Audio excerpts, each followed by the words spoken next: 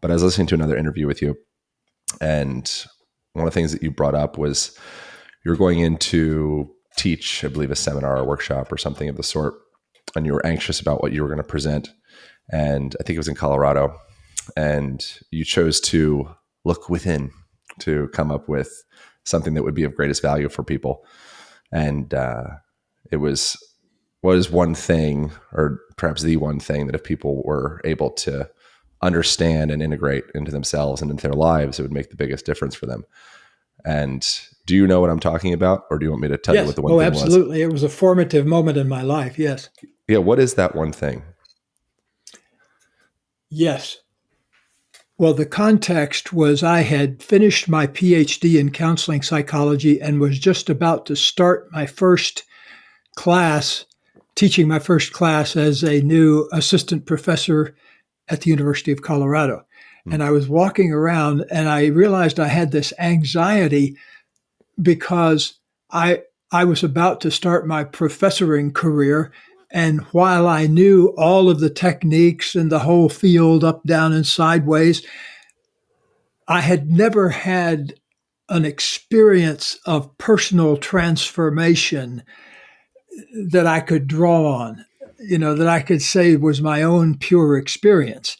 Yeah. And so, like there's a guy I know that's the conductor of choruses for symphony orchestras, famous all over the world, but he himself can't sing a note, which Sure. is very bizarre when you think about it. So I didn't want to be one of those people that was professing without having some kind of deep soul, body, emotional level of understanding about what the one problem was that human beings suffer from. So that Yeah. was the context. And I realized, wow, I've asked professors my whole life and I've read books, but I've never asked myself. And so standing there out in the woods in Green Mountain Falls, Colorado, I just stood there for a moment and I hatched this question: what is the one thing that human beings need to do in order for us to get unstuck and transform ourselves in the moment? And then I kind of rephrased it another way around, kind of from the negative side. I said, what's the one thing we're doing wrong that keeps us stuck? And, because if you look at the rest of the universe, it's just doing what it does. Like I've got Yeah. 6 or 8 great oak trees on my property, Yeah. and every year they drop their acorns, but you don't hear them out there groaning about it. They just participate in the fullness and wholeness of life. So why are we so different? Why do we make ourselves miserable? I also just read something that stunned me, which was something from the King of Spain way back a few hundred years ago when Spain was on top of the world. And so the King of Spain had everything, palaces, gold, beautiful circumstances. And he said at the end of his life that he had carefully counted up and he'd had 14 days of happiness in his whole life. And I Yeah. remember reading that. I said, wow, the King of Spain, he only managed 14 days of happiness. I want to go the other way. I want every day to be full of happiness.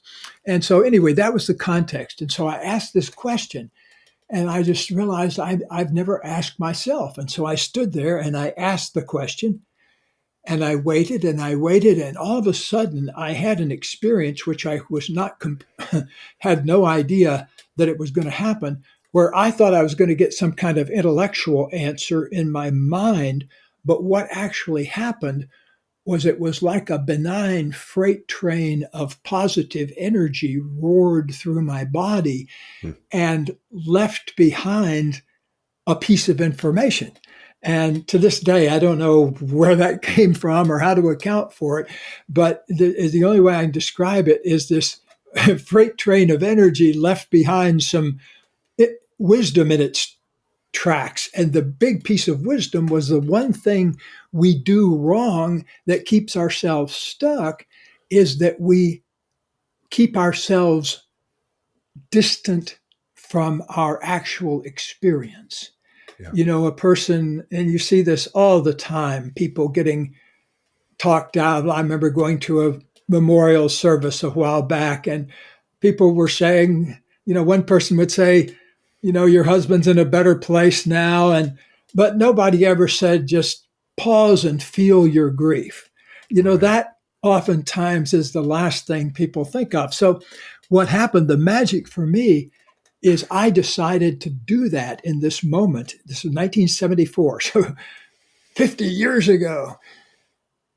I just stood there and let myself experience all the things that I'd never let myself experience before. And I kind of reeled around under those trees, just feeling like old anger about my father dying and grief about my grandmother's passing, which hadn't been that long before. She was kind of my number one love object in my early life. And so I had not digested and finished the grief there. And I could feel how much anxiety and fear was I going to be able to make it in this new job I was taking on. And, all of the different things. It was like I got a deep portrait of all of the inner worlds that I'd kind of been shutting out by living so exclusively in my mind. And so I became convinced in that moment. That made me a somatics person, by the way, because it was something I could feel in my body.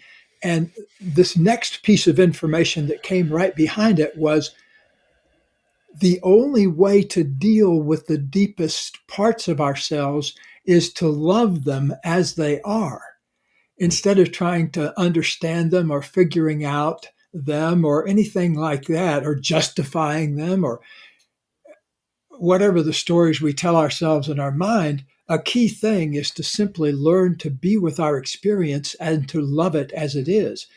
To love our anger, to love our grief, to love our fear, to love our sexuality and its complications.